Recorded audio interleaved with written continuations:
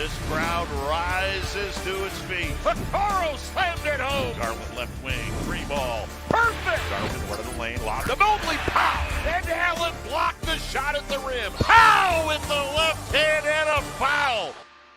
Welcome to the Chase Down Podcast, part of the Cavs media family. I'm your host, Justin Roan. The Chase Down is presented by Fubo TV. Watch over 100 channels of live sports and TV for half the cost of cable. There's no contract and no commitment. Try for free at FuboTV.com. There may be no back-to-back for the Cleveland Cavaliers in the playoffs, but there are for us. A rare back-to-back Chase Down podcast. We just have so much to talk about with this Cavs-Knicks series. Big thanks to the Knicks Film School guys for helping us out on our first half of it, and very excited for our guests on today's podcast. But before I get to them, I have to intro Carter. Carter, how you doing, buddy? Justin, I'll tell you what, brother. The Cavs, we may make excuses for the Cavaliers when they don't perform well in the second half of a back-to-back. Not us. We're ready. I'm ready to go. We got, I think, Mount Rushmore guest for the Chase Down Pod. Some of my very, very favorite basketball minds in the game. And they're going to just slander our team because, that's just the way they're built, man. You're right. We do have a Mount Rushmore guest, and that is Steve Jones Jr. of the Dunker Spot podcast. Steve, how you doing? Doing well. Feeling good. Feeling great. Happy to be here. Excited to be here. We're excited to have you here as well. And we also have the Evan Mobley hater himself, Nekias Duncan. Nekias, how you doing? Well, I'm doing well. I do have a question. I just want to know how I became the Evan Mobley hater. Well, apparently you don't value minutes played. The defensive player of the year, disrespect. We're as disappointed as anyone, Yeah. Wow, this is something right here. It was me. It was definitely Steve. Our dear friend Waji in the Discord definitely confused the two because Steve left him on. I believe, Steve, you left him off your ballot altogether, did you not? I did do that. I'm sorry. Hating ass hater. On the Cavaliers official YouTube channel, no less. Unbelievable. Here I am, just writing a Mobley solo piece, and then having him third on my decoy ballot, having him first team all defense. I think it's important that we didn't correct him, though. I think if anyone's gonna get scolded, I think you're the funnier one to get scolded. Yes. Ultimately. You're just gonna catch some strays when you're a celebrity running on JJ Redick's podcast network, and JJ is clearly a fanboy because that man went and liked every single tweet congratulating y'all on your new partnership. Congratulations, boys! Thanks you. I would hope that he would be excited to have us on. I would have been concerned if it was the inverse. That's a great point. But honestly, I'm so happy for you guys. You're one of my favorite listens. I think there needs to be more and more fun and smart basketball discourse, and I think you guys do a terrific job of that, and that's why we wanted to have you on. Carter, you're putting up your finger. What's up? Yeah, it's all well and good to tease our friends, talk about awards, but fellas, it's going down. Playoffs. It's going down. No way. Oh my goodness, Carter. It's playoffs time, boys. Before, right? It's playoffs time. Yes. And naturally, we have to jump in right away and talk about this Knicks Cavs series. All silly Pitbull promotional video and audio aside. I want to ask you guys this. I want to start off right away. Just don't jump right in because everyone is talking about what a tough series this is going to be. On your podcast, I can tell kind of you guys want to lean a little more Knicks, but the Randall health is in the way. And when I'm kind of evaluating this matchup, I'm seeing a team that I don't really think is as talented as the Cavaliers. Certainly at the top. They have 4 all-star caliber players. The Knicks have 2.5 if Quickly takes a leap someday. And I just kind of wanted to open asking this. Is New York as talented as Cleveland in your mind's eye, or is this a tough series because of a styles make fights type situation? Nekias, you want to jump on that one? Yeah, I'll jump in on this one. I think it's more so the style for me. I do think the Knicks top end talent is very good. Jalen Brunson has been better than I anticipated with this Knicks team. And Julius Randle, he's knocked down shots. He's tried on defense this year, so he looks closer to what it was in the 2020-2021 season. So that's been cool. But I think just the interior presence that the Knicks have is where I kind of look at this matchup like, they can ding the Cavs in a way that some of these other teams can't. And so I think that's where it becomes intriguing for me. I think for me, it's less a talent thing and more the Cavs and Knicks kind of Spider-Man memeing each other to where, hey, we may not be exactly the same, but what are you doing? And I know they both feel like they can beat each other. So that for me is like, okay, maybe the Knicks have a little bit more. I think the Cavs formula can still beat this Knicks teams in the playoff. I think the Knicks, with their ability to play defense with a game plan, might have a shot in a different way than if they were playing someone else, if that makes sense. So it's less a ding on the Cavs and more like there's more room for either of these teams. Yeah, I think I agree with a lot of that. Like a lot of the reasons why I picked this series to go 6 is I think the Knicks are able to test the Cavs in ways that are interesting. Like I think their ability to generate second chance opportunities, I think that's going to be really, really important, especially when the Cavs only have one of Allen and Mobley on the court. I also think their ability to go 4 out. Like even if Julius Randle's missing time, having Josh Hart out there is someone that's not going to give up a whole lot when it comes to rebounding. He's still kind of able to space the floor and test the Cavs defense in that way. I think it's an interesting test for the Cavs, and it's one that I'm excited for too, because you want, when you're dealing with a young team, to have them tested in these ways to see, okay, what type of adjustments can they make individually, collectively, and how is this series going to shake out, basically. I talked on it. Oh, go ahead, Steve. Oh, I was going to ask y'all a question. Go ahead. Mm-hmm. Do your thoughts on the Knicks change without Julius Randle? Yeah, that would be worse. Like just with their ability to play a little bit more pace, maybe? Honestly, it does concern me. It concerns me. Like I would almost rather see Julius Randle rush back in this series and be like a limited version of himself rather than playing the 4 out. And I think the Cavs have been burned sometimes this year when they've been playing teams that are shorthanded, and some of that is maybe focus and attention to detail, and some of that's also when teams are shorthanded, they tend to spam threes and play up tempo and, just fast and loose. And we saw that a little bit in that last matchup between these teams. And obviously, Cavs were missing some guys. They were playing Robin Lopez in the second quarter. I don't know how focused they were in that game. But I do think that, especially with the depth that the Knicks have at the wing position, they're able to test the Cavs by going 4 out and playing with some pace. I feel like, obviously, I think the Cavs would rather a limited or non-present Randle than, Randle at full force. Because I do think his archetype is something that still gives Evan Mobley and Jared Allen some trouble just because he's so strong.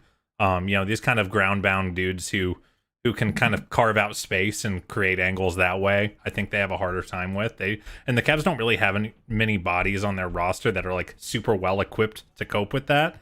Obviously, I think that they're well equipped to challenge his jumper, but in terms of that burrowing game that can kind of destabilize the defense and have them overcommit in the wrong spots, and if Randall's able to read it, spray it out to the corner for threes. But ultimately, I don't know. I think this is a really weird series because all the reasons people are giving, the reason I kind of asked the Styles make fights question is most of the reasons I'm hearing that folks are giving the Knicks chances are the kinds of things we typically scoff at in postseason analysis. Oh, they're gonna own the offensive glass. Oh, their bench is gonna kill. Like why are we ducking that kind of conventional wisdom? Is it just a matter of degrees, in the sense that the Knicks might absolutely thrash them on the offensive glass, even in the postseason, and the bench might be might not normally matter that much, but if the Cavs only have 4 dudes they can really trust to be good, do you think that's what it is? That there's just the degree of how good this Knicks bench is and how good these Knicks are on the offensive glass and how bad the Cavs are in those spots, at least relative to reputation, that the Knicks are getting so much credit here? I think that's what it is for me in particular. Even on the Knicks bench front, Emmanuel Quickley's in the 6th man of the year hunt for a reason. He changes games when he comes in, and he's a big part of their closing lineup as well. So even if you shorten the rotation, he's very much going to be an ample portion of that closing lineup for them, making decisions, defending, and things like that. And the offensive glass front as well. This is I think the Knicks are just a super physical team. And I think the Cavs don't like that.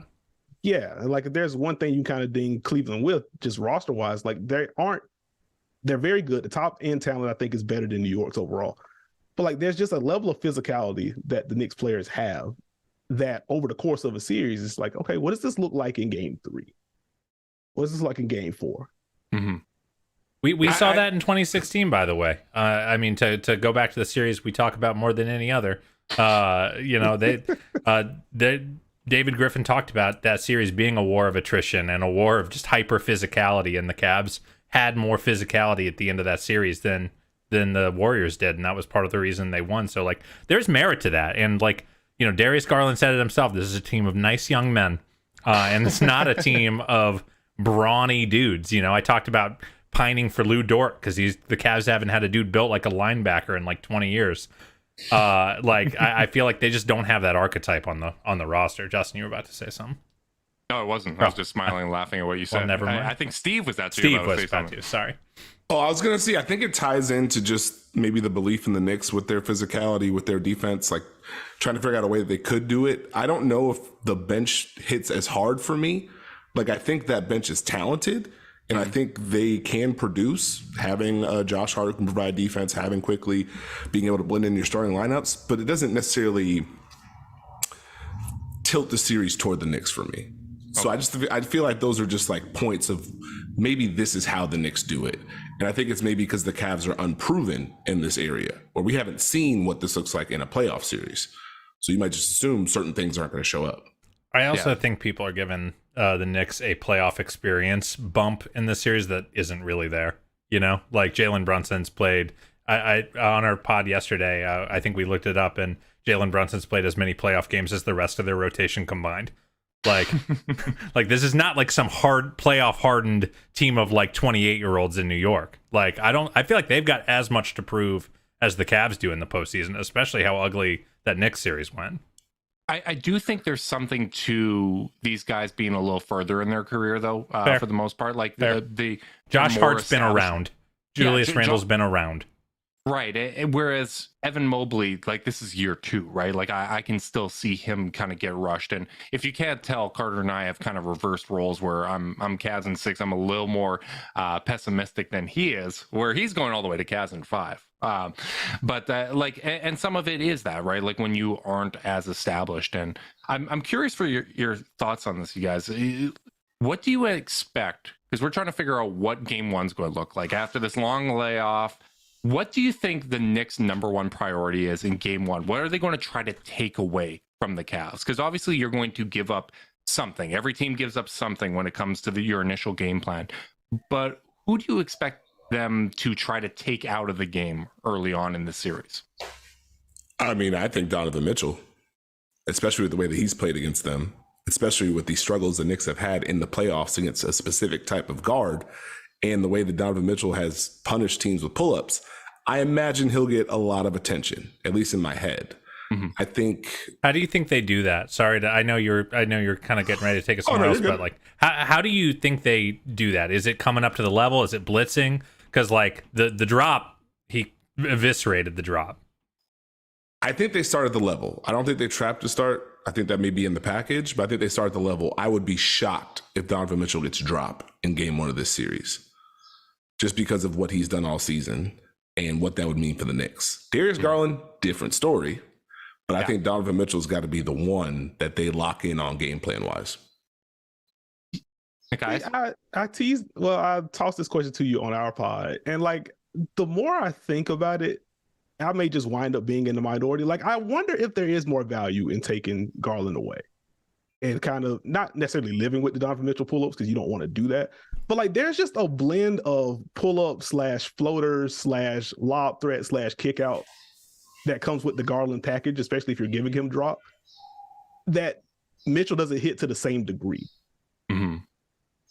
And I wonder if it's worth not just taking away that airspace from Darius Garland and removing that playmaking aspect. And this is a Cleveland team that already plays a little bit slower than you like. And so if you're kind of cutting the head off the stake there in terms of playmaking, do you get into late clock stuff with Donovan Mitchell, which he can still beat you with that? But does that make it more difficult for Cleveland to operate with? And then on the other end, obviously, they're going to try to involve Darius Garland in action. I point to Damian Lillard and CJ McCollum. Playoff teams only look to take away one of them, not both. Mm-hmm. I think they're going to make Darius Garland prove it. They're going to make him make plays. They're going to make him force those decisions. I think they're going to play drop, hope they can test at the rim, hope their weak side is in, and not let them be in a scenario where they put 2 on the ball with Garland, and now Cleveland can manipulate it and be like, hey, that guy that's over there in the left corner by himself, that's Donovan Mitchell. I got to ask you, because I mean, I think we can just go straight to DG on the drop, right? Because you kind of seem to think that is the road, is to really test him. What do you think the road for DG is to answer that? Oh, he's just got to be in control. So, like, I could be loud and wrong, but I think he just has to be able to continue to mix in the blend of getting downhill, reading the space, making the right plays. He doesn't really force the issue. So I think his combination of getting the floaters, getting the pull up, making passes to the roller, skip passes, he can still hurt them there. He's just going to have to continue to lead the dance. I just don't think the Knicks are going to be super aggressive on 2 people with how they play defense. Yeah, my thought process and like my assumption going into this was similar to Nekias, where maybe they played Donovan Mitchell a little straight up, just understanding that he's going to get his, and then play drop on DG, try to take the bigs out of it, force them to take those pull-ups, because the Cavs, when they're at their best, they're playing through their bigs, right? Like they're involving Jared Allen and Evan Mobley, and if they can force Garland and Mitchell to be scorers, then maybe that's opening up opportunities for them elsewhere, right? Like they're able to just say, okay, these guys are just going to kind of wear themselves out, and hopefully we'll be able to keep Evan Mobley and Jared Allen out of it, and the 7-game series is just going to fatigue these guys, basically. Yeah, it's certainly, and I tend to agree with Justin and Nekias. I actually, Steve, I just think I think that if you watch the Cavs really closely, Donovan sometimes, like, he'll go on these outbursts, but it's just all Donovan, and like it's awesome, don't get me wrong, but like the rest of the offense can kind of stall out over time, and I wonder if that's what they might bet on. Like, we don't care if Donovan scores 40 a game if everyone else is relatively contained. And this might be like us reverting to what we always saw as Cavs fans in the playoffs, which was LeBron's going to get his, let's try to take everyone else out of it. So maybe that's like us going right back to our comfort zone as Cavs fans in what we expect from the opposing defense. I think I'm going to counter with the size they put on Garland may tell the story. Okay. If they put that size and length and they say navigate that screen, keep the big back, and get back in front, that probably tells the story. Yeah, I think. Who do you think those matchups are going to be, though? Like, because I kind of expect Quentin Grimes to be on Mitchell, maybe hide Brunson on Okoro, just to let him rest, and then RJ on Garland. Like, what do you expect? That's matchups to be. That's my guess. Is RJ there? Okay, I think that's a plus matchup for the Cavs. If so, I think RJ. You know, we've been talking to quite a few Knicks fans this year, and a lot of criticism levied to the way Barrett's moving his feet this season on the perimeter. And if they're starting Brunson, Barrett, and Obi, that's going to help the Cavs get comfortable offensively pretty early in the series. It's also going to help Donovan Mitchell rest. That's true. That is true. Absolutely. I wanted to ask actually another tactical question about the way that the Cavs might try to pick at this New York front line, because they do have size, right? Let's assume Randall's playing. He's been practicing, not much contact, but it just kind of seems like, based on what reading the tea leaves, it seems like he's certainly going to give it a go. And it'll be a late scratch if he gets scratched. And he'll at least play in this series, it seems. So, if you are the Cavs and you are running pick and roll, what big are you pulling out of the paint to get involved in action in direct pick and roll? Is it Randall and bank on his on some slow feet, or do you just get Robinson and Hartenstein out of the way and get them elevated to the 3-point line extended, and then try to pick on an Obi Toppin or Julius Randle in the paint with them out of the way? And I'll go to Nekias. I'll ask him first.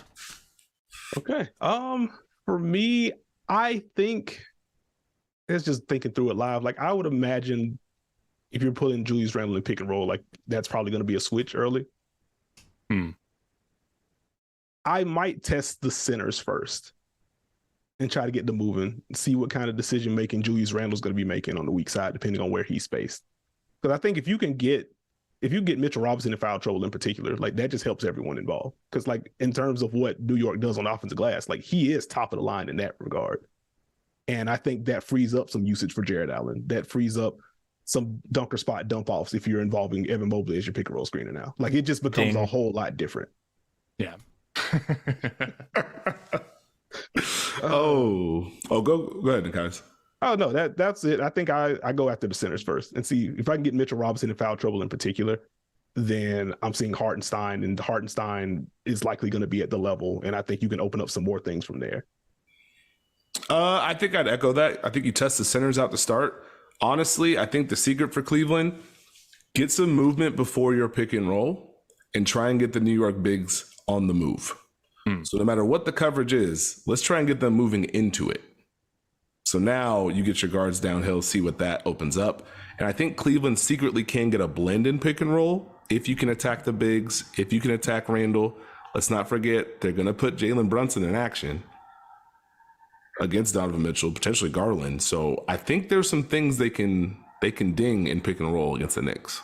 Yeah, and I expect them to see a variety of coverages too, right? Like I think Robinson, he's better in drop. I think that's where he's a little more comfortable. He's not as comfortable coming up to the level, but Isaiah Hartenstein does a very good job of coming up to the level, right? So we'll see what they do there.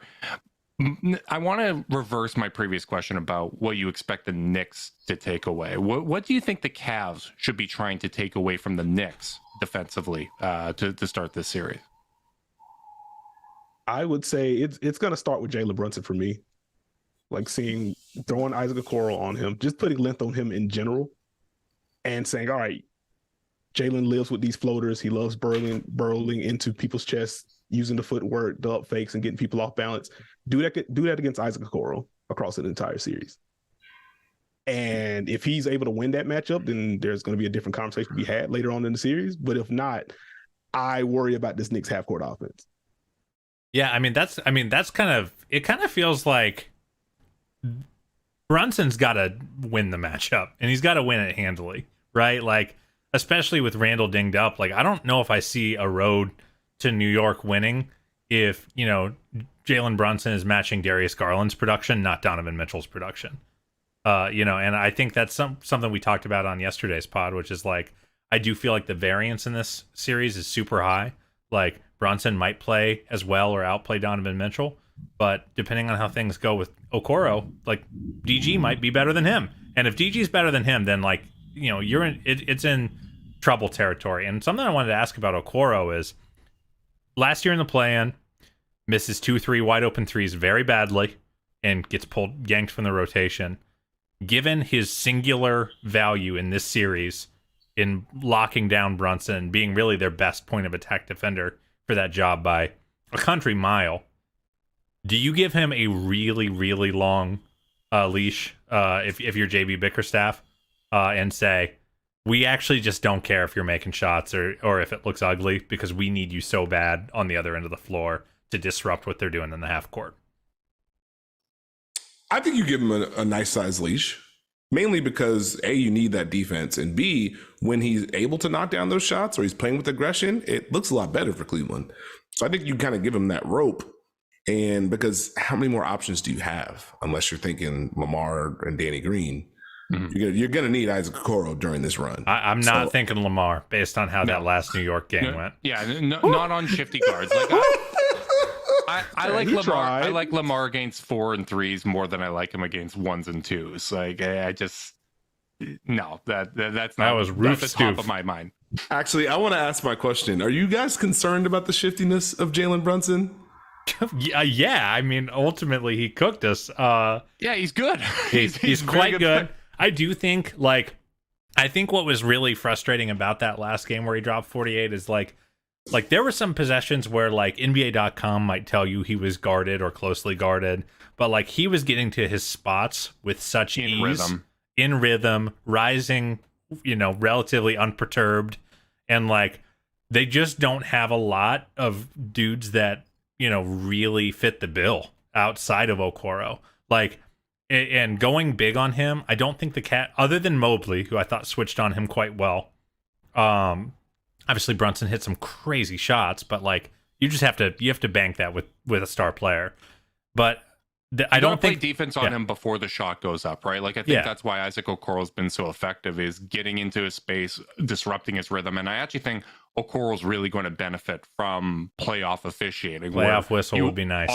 Where you are allowed to have some contact, because that guy's, I mean, he's been great defensively, but he's got a rough whistle this year. And I think he's definitely going to benefit from that. And I also feel good about his growth on the offensive end and how they use him, because last year it was, okay, you're going to stand in the corner, and if you're not hitting shots, you're not going to be effective. But if the Knicks are hiding Brunson on Okoro, you can start to see them using Okoro as a screener and getting him involved defensively. And I just think like almost like those Bruce Brown actions that the Nets would run to keep him involved offensively. I feel more confident that the Cavs are going to be able to do that this year with Okoro. Yeah, one thing I wanted to say about the defense before you pivot off of guarding Brunson is, if it's not Isaac Okoro, I really think it should be Darius Garland. I think that he has been the more fundamental defender of the backcourt still. I know Donovan's tools are so great, but there's a reason a lot of metrics still like Darius more as a perimeter defender. He's slippery around screens. I thought that last Knicks game was Donovan's worst defensive outing of the season. Just lunging out of position over and over again, late to rotate, late to react. So either too sluggish or too hyper.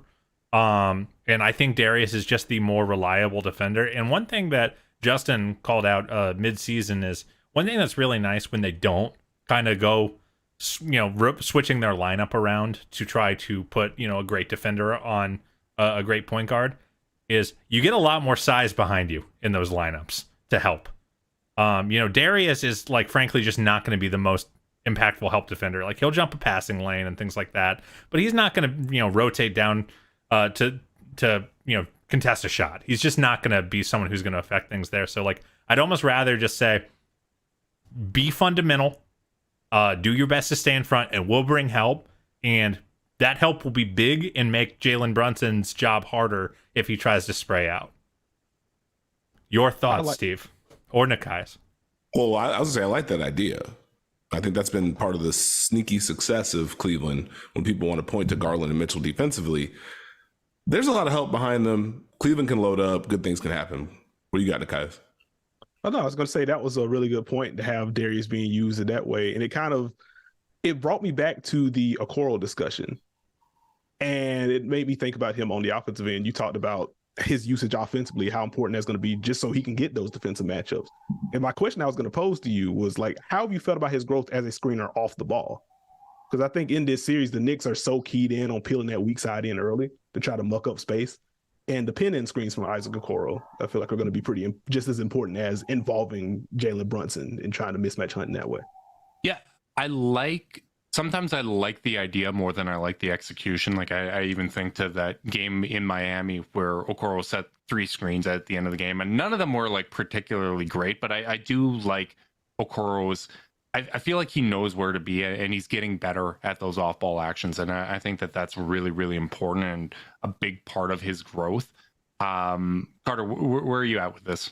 Yeah, I mean, ultimately, I think he's still just an okay screener from what I watch. He just doesn't get to do it that much still, Like, it's such a challenge of the double big lineup, and the lineup that he's inherently going to play the most minutes with because they're the starters, is like, most of your screening is going to be done by those guys. Like, just as from a floor geometry perspective, like, you're not going to park Allen in the same corner that you have Okoro. Like, that's just not a good use of resources. So, like, I think sometimes Okoro's development has been slightly stymied by the environment that he's in. And that's not to, like, say anyone did anything wrong. It's just a natural byproduct of you're playing with 2 bigs who can't shoot, and you can only kind of shoot. So you're going to stay in the one spot where we're pretty sure you can shoot. And as a result, I do think it's a little challenging. I do think they've done better using him off ball and on ball as a screener the back half of the year. One thing that I know, Steve, you really liked about them going small in the wake of cutting Kevin Love is Isaac does get to flex some of those skills. He gets to he can kind of play a little bit more open and mitigate some of his deficiencies. So I don't know. I think it's going to be important if they're going to stash Jalen Brunson on him. He's going to have to be in action a lot because otherwise Jalen's just going to get to chill on one end of the floor, and I don't think that behooves the Cavs. I don't see the Cavs letting him off the hook that way though. No. And it's gonna be interesting to see what the spacing is gonna be. Especially sometimes they'll throw that double pick and roll where Okoro's and Allen screen, and I'm like, that's interesting. I don't know if you do it this series because you want to attack Jalen Brunson, but they're gonna have to put Jalen Brunson in action. Yeah. Even if you got to empty that side out, empty the corner, and let Okoro pop, you got to do something. Yeah, and what Carter was talking about earlier about kind of sticking with your base defense, it was trying to figure out what was going on with the corner 3-point shooting numbers, and it was so dramatically different with Karis LeVert in there instead of Isaac Okoro when it came to those starting lineup numbers. And the one thing I kept coming to was, Okoro's on the point guard, and Garland or Mitchell are coming out to help in the corners, right? They're showing and recovering, but when they recover, all of a sudden, like, it's, a 6'2" guy with his hand up on a corner 3-point shooter. Whereas with LeVert, they stuck it with their base defense a little more.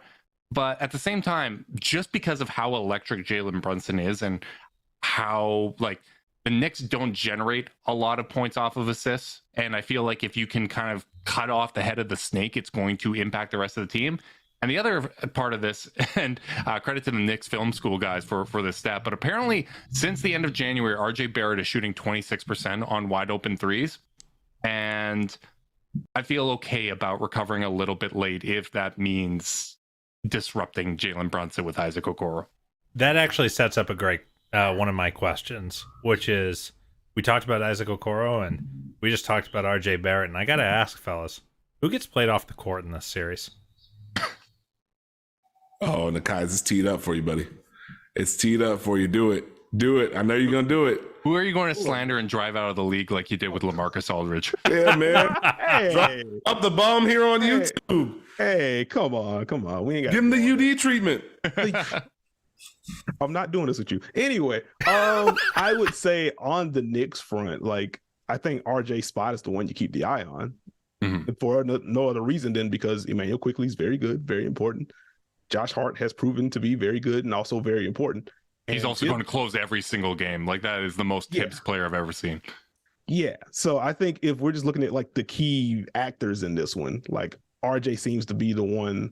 He seems to have the most variance in this series, like, period. Because I think if the shot does fall for him and he defends even close to the level that he did last year, like, he could really swing some things in this series. I'm a little worried about him, though. Well, I'll ask y'all real quick. Do you actually want to play RJ Barrett off the court? I want lineups to work. Yeah, if the Cavs are playing anyone off the floor, that means they're blowing the doors off the Knicks in those minutes. And like that, I'm not going to look a gift horse in the mouth, Steve. And I also expect RJ, funny enough, like, if Randall misses game one, like, I expect RJ to play better the more that's asked of him. And I think it's similar to Karis LeVert early in the season with the Cavs, where he played really well when one of Garland or Mitchell was out, because some guys just need the ball in their hands. They need that rhythm. And that was such a big component of RJ's best season so far this year, is he has the ball in his hands. And even these last couple of games when Brunson's out, sure, quality of opponent, little sketchy, but he looked good because he had the ball in his hand. So I kind of expect the more you ask of him, the better he'll play. But yeah, just given the Knicks' depth and where Tibbs will likely want to go in and the need for them to get stops in all likelihood, I kind of see Emmanuel Quickley or Josh Hart being part of those closing lineups rather than him.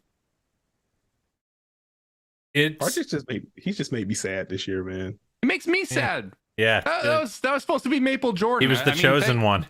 Thank goodness for Shai Gilgeous-Alexander carrying that torch. But First Wiggins broke my heart, then RJ broke my heart. It's been tough sledding up here. I have another sleeper for a player who might get played off the court in this series, and it's not one I take any pleasure in mentioning. It's a Cleveland Cavalier. Is it Ricky? I think Ricky might get played off the floor in this series. I think there are a couple players, while the Cavs' depth I would not say is demonstrably great, they do have a lot of names to throw at the wall to see if they're going to work.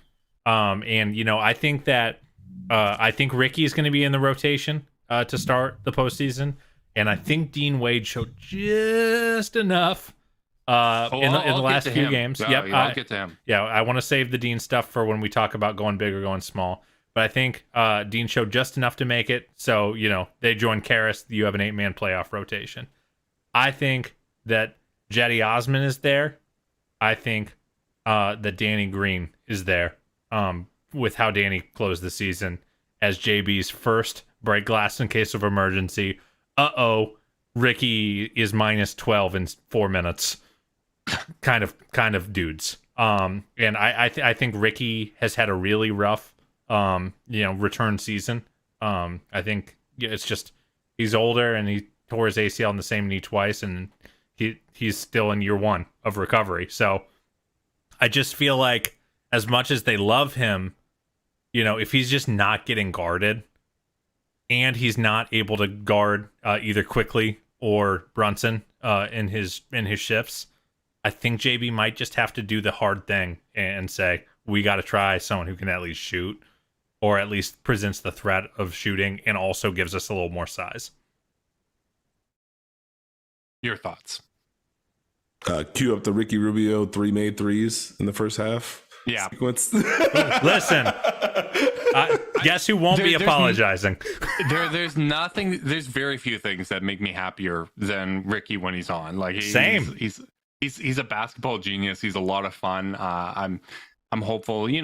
Second year from ACL, normally guys look a lot better, but you're trying to find known commodities, and you just don't know what kind of support you're going to get from Ricky. And it's very dissimilar to the support that we get from Zoom. Support for this podcast and the following message comes from Zoom. 500,000 businesses connect using Zoom, a single platform for phone, chat, workspaces, events, apps, and video. Zoom enables real-time collaboration for teams around the globe. Zoom, how the world connects. You sicken me.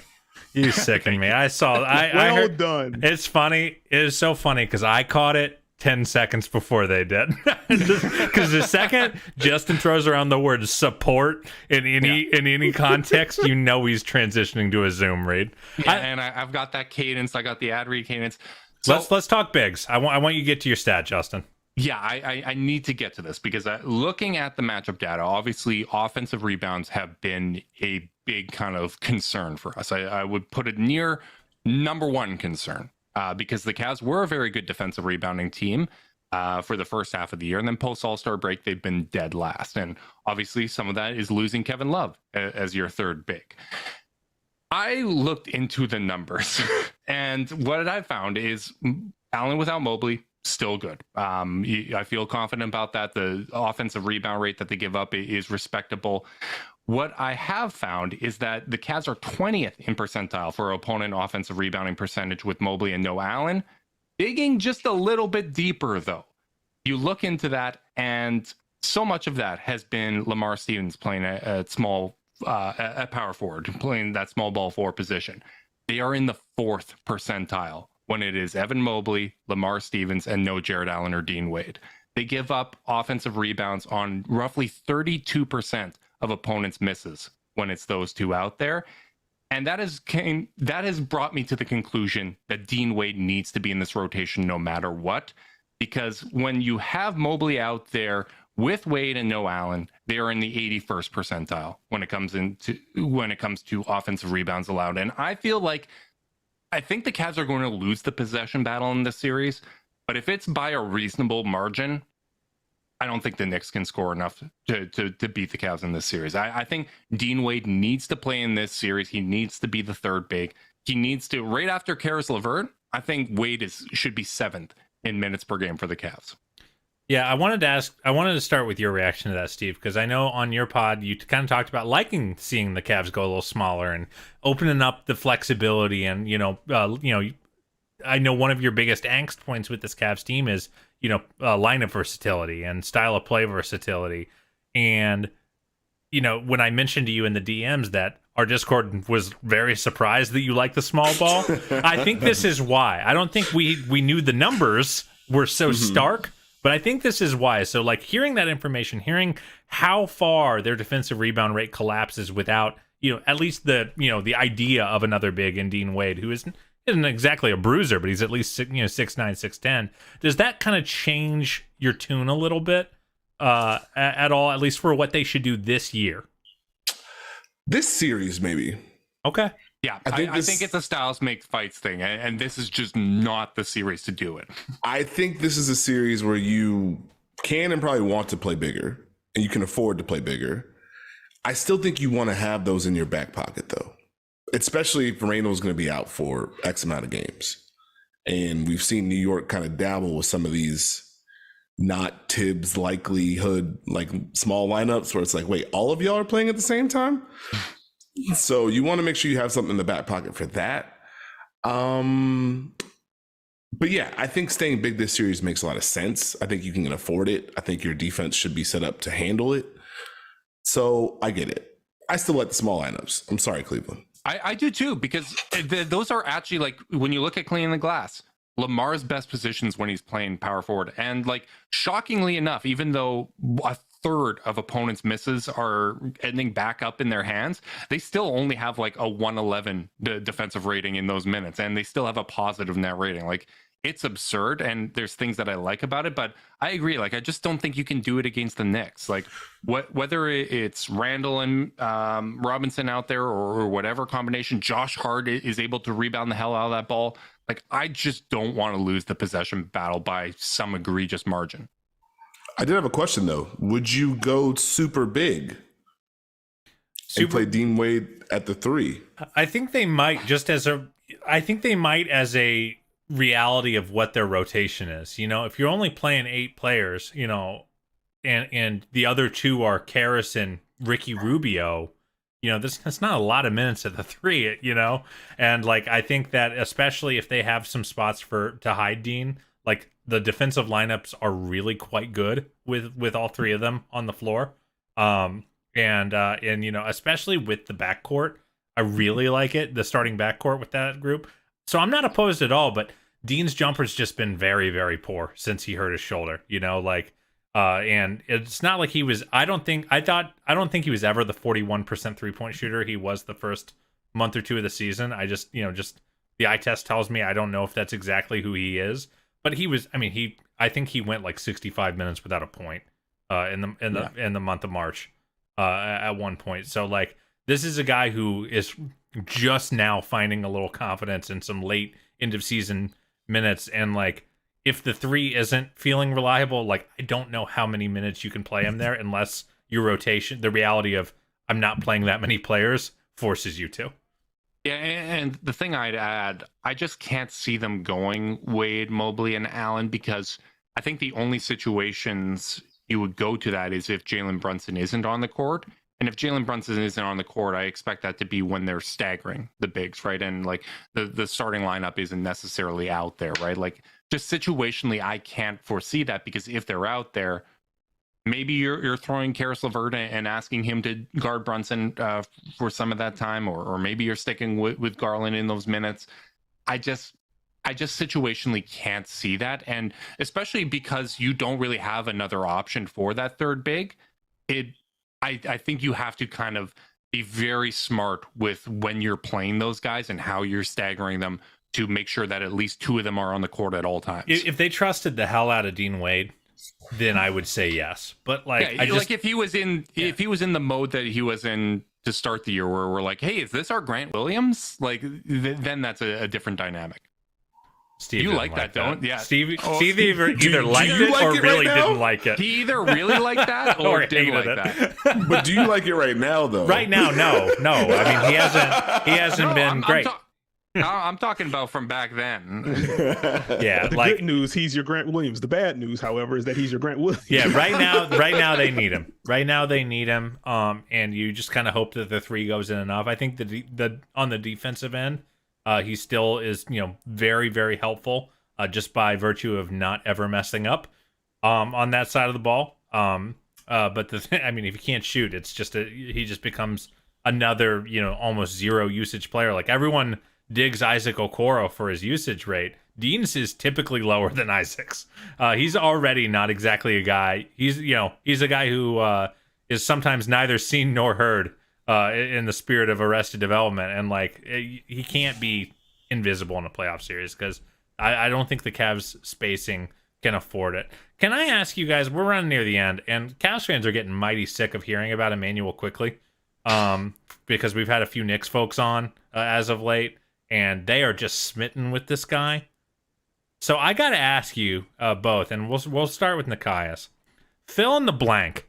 Emmanuel Quickley will be the blank best player in the series. What ranking will he be? Ooh.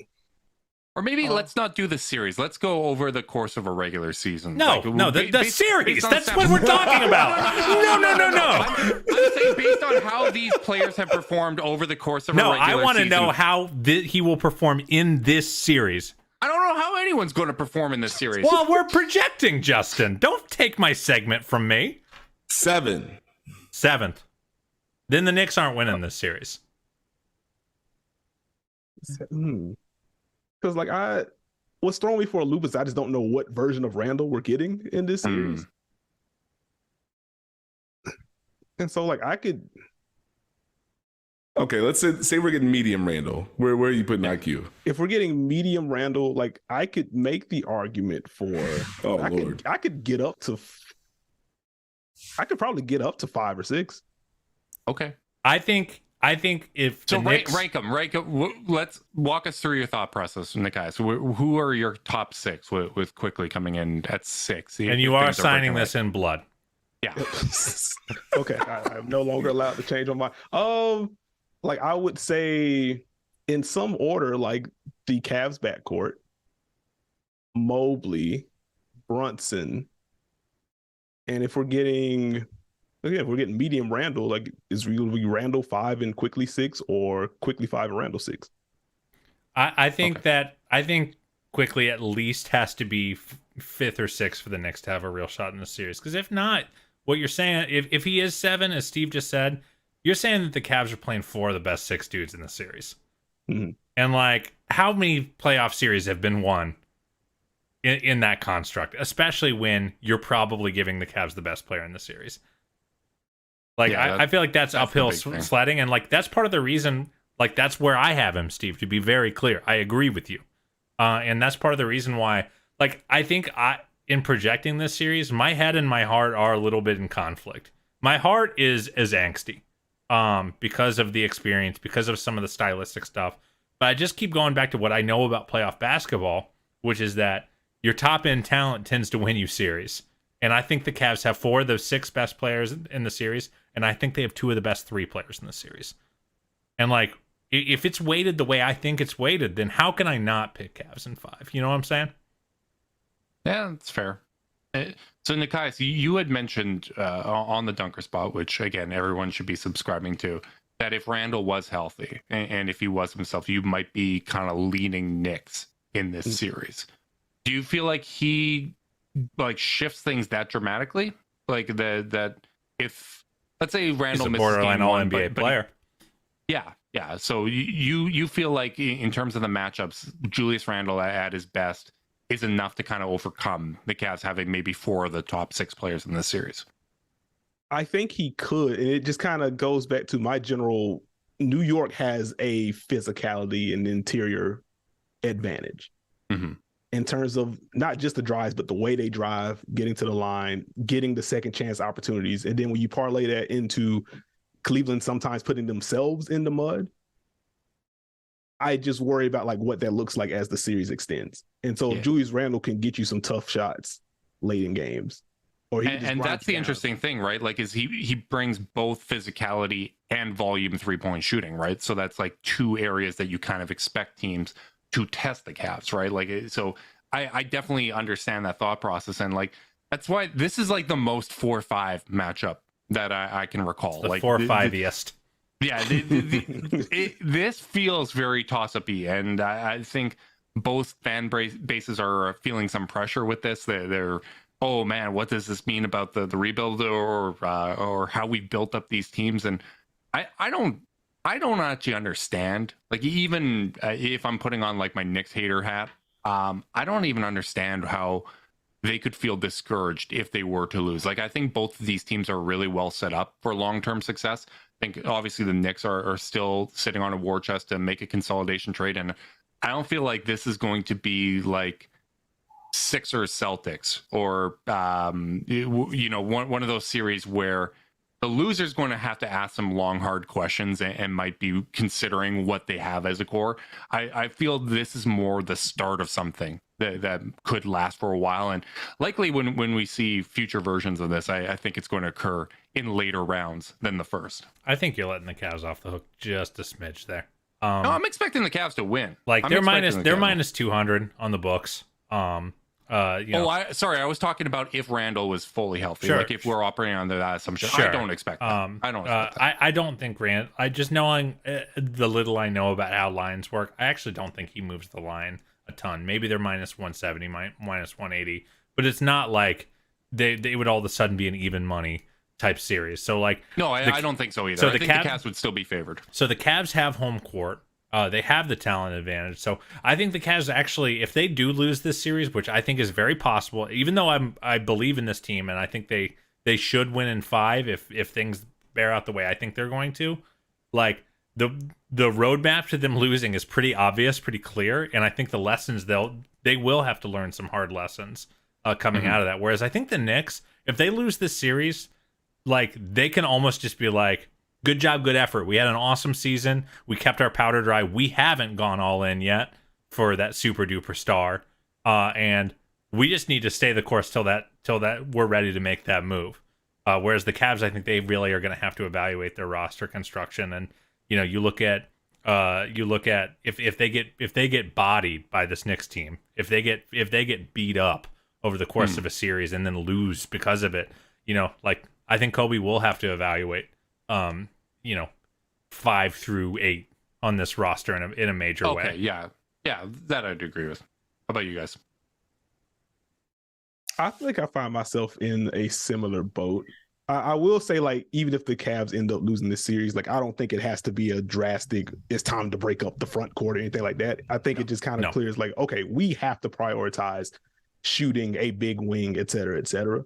And I think that thinking's already out there anyway. So, like, I don't... That's true. Yeah, that's fair. I agree with, like, the general, there's more room for Cleveland to go down that road than New York. But even then, like, it got with y'all, like, I think it's kind of we're fine either way. Yeah. Like, even I think if the Cavs are a better team than the Knicks, but the Knicks, the style they play is unique to test the Cavs. Scares me.